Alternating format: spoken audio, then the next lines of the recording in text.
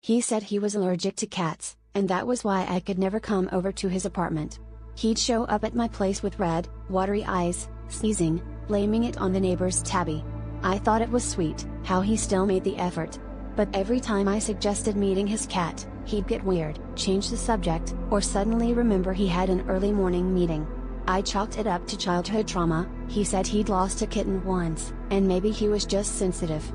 One night, after another of his classic cat allergy episodes, I saw a toy in the back seat of his car.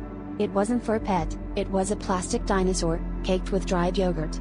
He froze, then laughed it off, said he was watching his niece.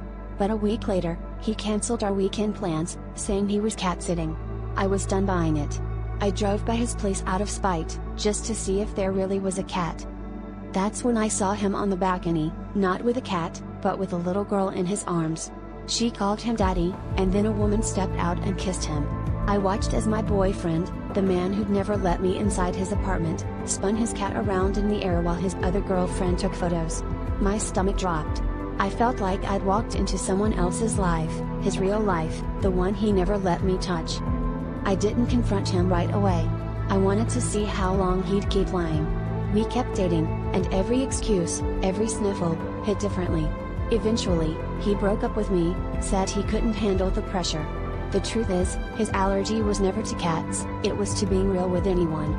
The worst part is, I realized I'd been hiding, too, afraid to demand honesty, clinging to a fantasy because it was easier than facing what I already knew.